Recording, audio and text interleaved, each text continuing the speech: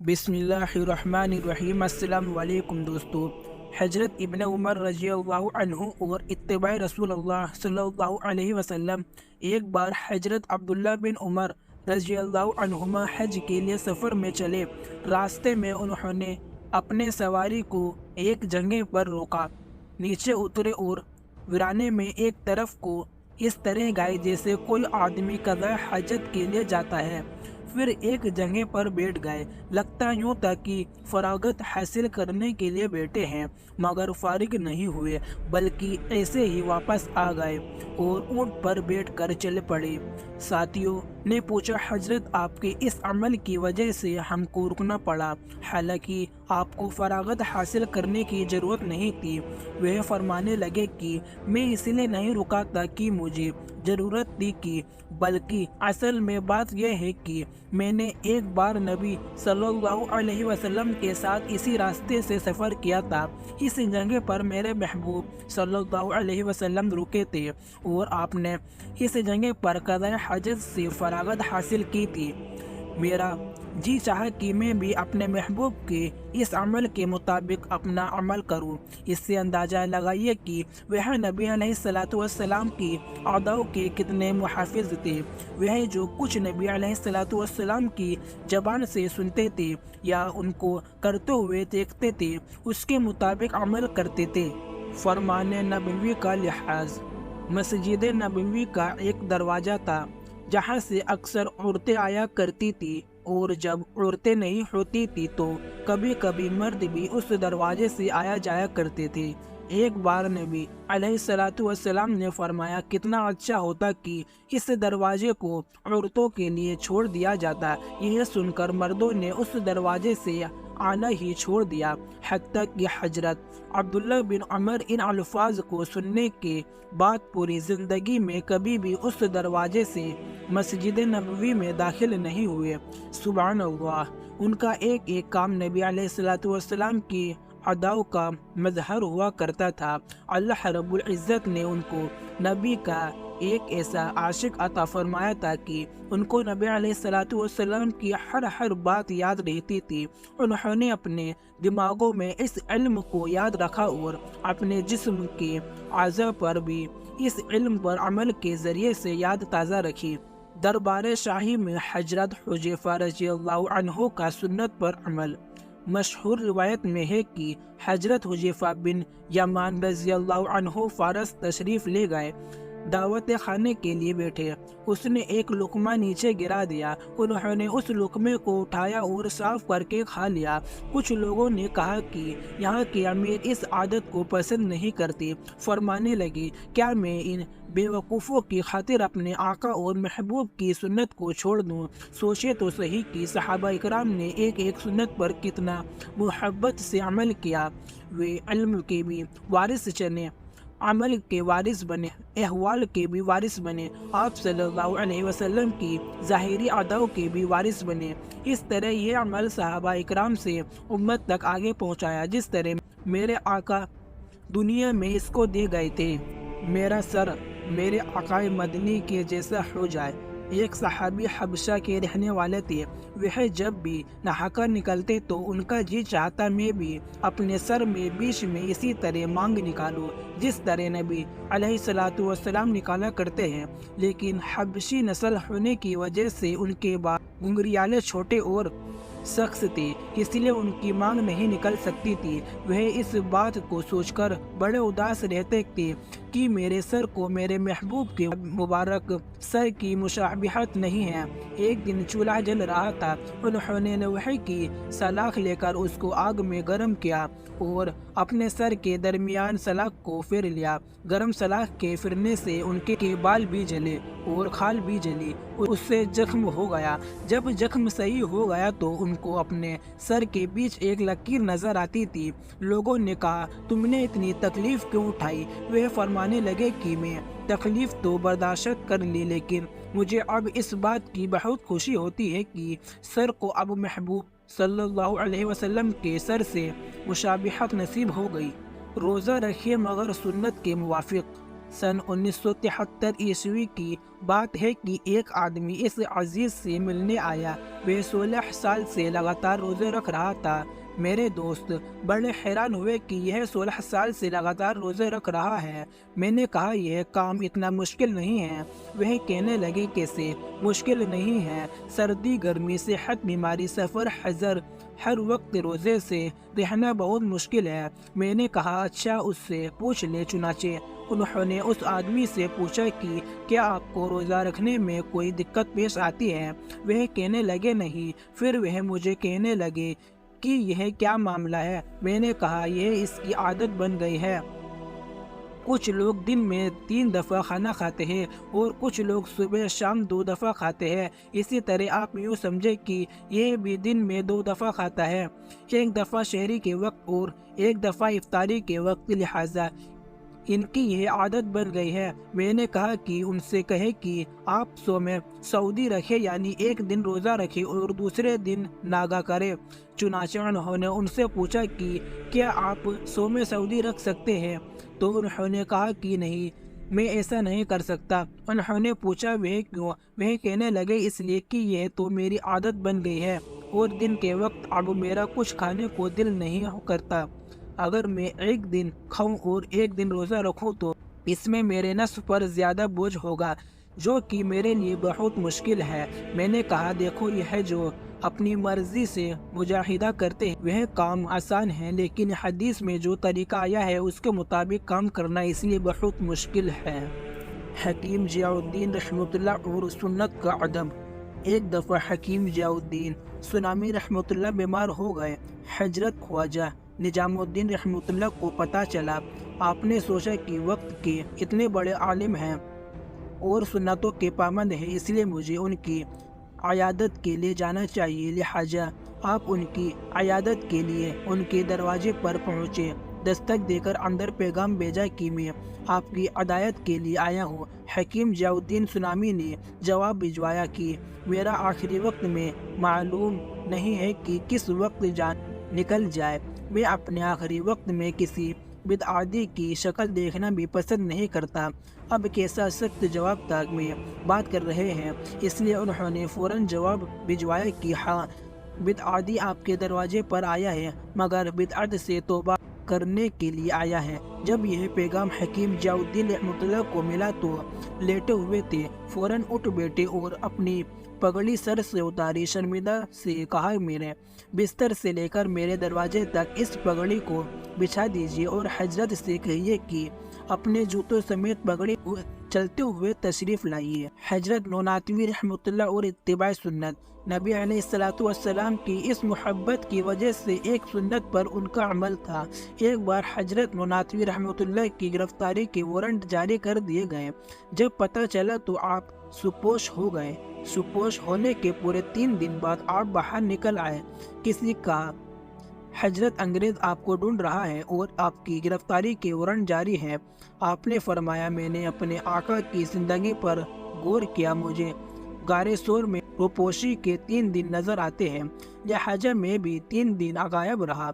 इसके बाद बाहर निकल आया हूँ। अंग्रेज़ अगर पकड़ लेंगे तो मैं अपनी जान का नाजराना अल्लाह के सुपुर्द कर जाऊँगा। सुन्नत का इतना लिहाज और ख्याल रखा करते थे। हजरत मदनी रहमतुल्लाह का हर हाल में सुन्नत पर अमल।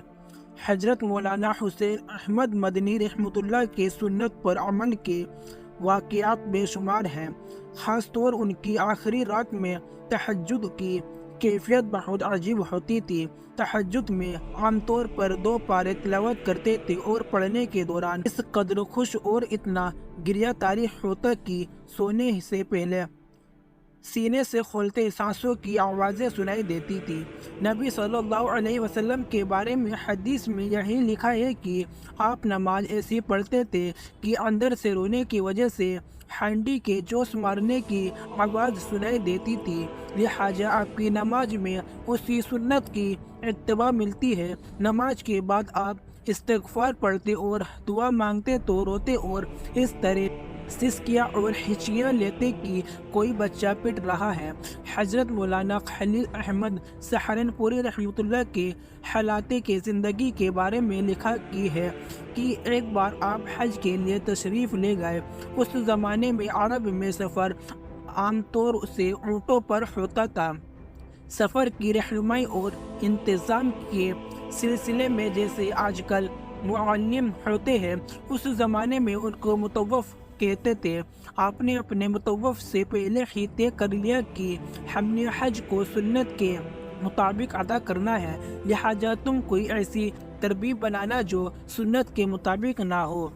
मीना में क़याम के दौरान सुबह सादिक से पहले ही मुतव्वफ़ आया और शोर मचा दिया कि तैयार हो जाओ, अरफात के लिए अभी निकलना है। ऊँट वालों ने भी जल्दी जल्दी की रट शुरू कर दी। हज़रत सहारनपुरी रहमतुल्लाह दो खेमों के बीच तहज्जुद की नमाज में मसरूफ़ कुरान पाक पढ़ने में मशगूल हो गए। क्या मजाल है कि उनकी मामूल में ज़र्रा बराबर भी कोई फ़क्र पड़ा हो। तवील क़याम और तादील कुरान के साथ तसल्ली से अपनी नमाज पूरी की। सलाम फेरने के बाद मुतव्वफ़ की तरह मुतवज्जह हुए और उससे से फरमाया कि तुमने वादा कर रखा था कि सुन्नत के खिलाफ किसी काम के लिए कहोगे कि सूरज निकलने से पहले चलने के लिए कहने लगे, तुम्हें कोई हक नहीं। कहने लगा कि क्या करूं? ऊँट वाले नहीं मानते और ये ऊँट लेकर चल दिए तो हज फौत हो जाएगा। लिहाजा सुन्नत की खातिर फ़र्ज तो खतरे में डालना तो कोई अच्छी बात नहीं है। इस पर हजरत का गुस्सा और तेज हो गया। फरमाया, हमने तुम्हें मुतव्वफ़ माना है, कोई उस्ताद और पीर तो नहीं मान लिया। जाओ अपना काम करो। हम तो सूरज निकलने से 1 मिनट पहले नहीं उठेंगे। हम अपना माल और वक्त खर्च करके अपनी मुश्किलों भरा सफ़र करके आते हैं ताकि सुन्नत के मुताबिक हज अदा करें। तुम्हारे जमालो ऊँट वालों के गुलाम बनने नहीं आते। ऊँट वाले को अपने ऊँटों पर इख्तियार है, ये उनको ले जाए।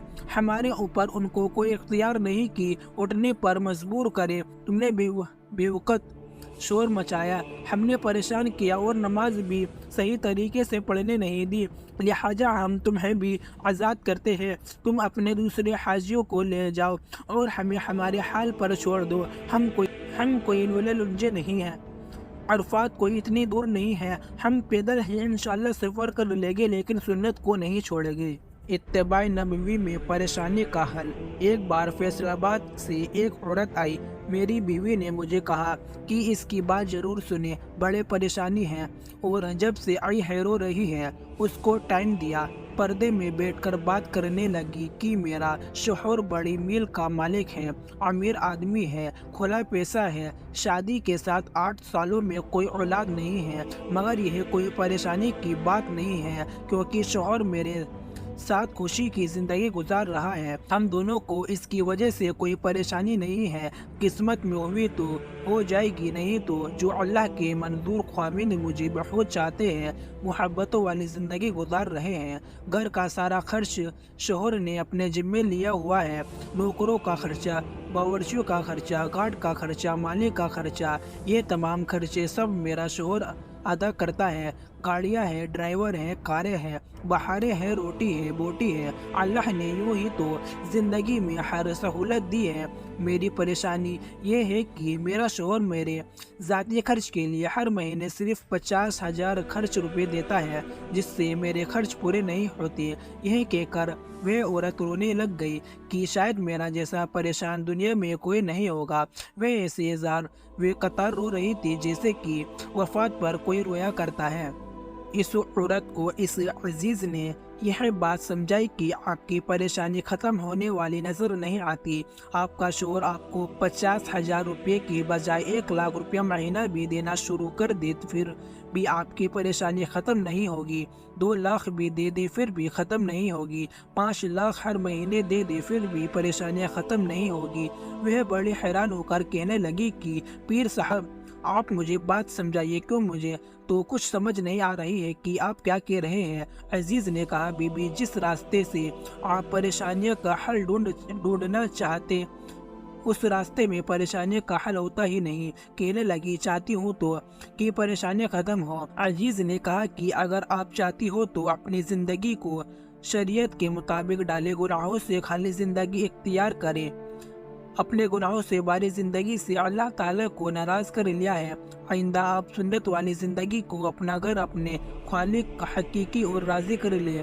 आपके माल में बरकत आएगी तो आपकी परेशानी अपने आप दूर हो जाएगी। आप कसरत मांग रही है कि वह वापस 50,000 देता है तो 1 लाख देना शुरू कर दे, लेकिन याद रखना कि फिर भी परेशानी रहेगी। खैर अजीज ने यह बात कही तो अल्लाह ताला ने बात में बरकत रख दी। लिहाजा कहने लगी कि मैं सच्ची तौबा करती हूँ। अजीज ने उसको तौबा की कलिमात पढ़ाकर रुखसत किया। अल्हम्दुलिल्लाह 3-4 दिन महीने के बाद उसने फ़ोन के ज़रिए कहा कि अब तो मैं नमाज की पाबंद हो गई हूँ, बुर्का मैंने कर लिया है, टीवी छोड़ दिया है। वह औरत कहने लगी कि अब तो मैं अच्छी खासी मौलवी बन गई हूँ, लेकिन एक बात बड़ी अजीब है कि अब मेरे महीने के खर्चे 15,000 रुपये में पूरे हो जाते हैं और मेरी बाकी रकम यतीमों और बेवाओं के ऊपर खर्चा होती है। छुरी से काट कर खाने वाले। मेरी एक दफ़ा मीटिंग थी जिसमें अमेरिकन कंपनी के 3 डायरेक्टर और जनरल मैनेजर वगैरह थे। हम एक मेज़ पर बैठे खा रहे थे। फ़कीर ने देखा कि वे अमेरिकन लोग भी हाथ से खाना खा रहे हैं, हालांकि छुरी कांटे एक तरफ रखे हुए थे। फ़कीर बहुत हैरान हुआ और पूछा कि आपने ये छुरी कांटे इस्तेमाल नहीं किए? तो उन्होंने कहा, हमें हाथों से खाना पसंद है। आज पहली बार चिट्टी चमड़ी वाले को देखा कि ये छुरी कांटे को छोड़कर इस तरह गोले से खा रहे हैं। जब हम खाना खा चुके तो उन्होंने बाकायदा सारी उंगलियों को बारी बारी मुंह में लेकर साफ किया। फ़कीर ने उनसे सवाल किया कि आपने ये क्यों किया? तो वे कहने लगे कि यह कोई हकीकत नहीं है कि जब इंसान उंगलियां से खाना खाता है तो उनके मसाम खाल के सुराख से प्लाज्मा निकलता है, जिसको माइक्रोस्कोप की आँख से देखा जा सकता है, और ये प्लाज्मा खाने के साथ इंसान के मुंह में जाता है और हाजमे में काम आता है। कहने लगे कि अब हम छुरी कांटे के बजाय उंगली से खाना पसंद करते हैं। एक औरत का इस्लाम कबूल करना। एक बार हम अमेरिका में नमाज पढ़कर मस्जिद से बाहर निकले। सामने मेन रोड था। हम 2 आदमी आपस में बातचीत कर रहे थे। सामने सड़क पर एक औरत तेजी के साथ कार चलाती हुई गुजरी, लेकिन चंद मीटर जाकर उसने ब्रेक लगा दी। उसने गाड़ी मोड़ी और 1-2 मिनट में उसने हमारे करीब आकर गाड़ी खड़ी कर दी। वहाँ पर आमतौर पर ऐसा होता है कि आदमी जिस मंजिल पर जा रहा हो और उसके पास पूरा पता ना हो तो उसे पूछने की ज़रूरत पेश आती है। चुनाचे हमने सोचा कि मुमकिन है कि अमेरिकन औरत रास्ता भूल गई हो और हमसे कोई पता मालूम करना चाहती है। इस अजीज़ ने अपने साथ वाले दोस्त से कहा कि आप जाए और पूछे कि क्या आपको डायरेक्शन की ज़रूरत है। जब उसने जाकर पूछा तो वह कहने लगी, नहीं, मैं तो अपने घर जा रही हूँ और घर की डायरेक्शन तो हर एक को आती है। हमें क्या पता कि अल्लाह ताला उसको दुनिया के घर के बजाय असली घर का रास्ता दिखाना चाहते हैं। उसने कहा, मैं घर जा रही हूँ। तो हमारे दोस्त ने पूछा कि फिर आपने यहाँ क्यों गाड़ी ब्रेक लगाई? उसके जवाब में कहने लगी, यह बंदा कौन है? उसने कहा, यह बंदा मुसलमान है। वह कहने लगी कि इससे पूछा कि क्या यह मुझे मुसलमान बना सकते हैं? ना नाम का पता, ना पते का पता, सिर्फ नबी अलैहिस्सलाम की सुन्नतों को देखा और अल्लाह ताला ने उसके दिल में ऐसा असर डाल दिया कि वही गाड़ी में बैठे बैठे उसने कलमा पढ़ लिया। इस अजीज़ ने अपना रुमाल दे दिया, जिसको उसने अपना दुपट्टा बना लिया और फिर अपने घर को रवाना हो गए। सुभान अल्लाह।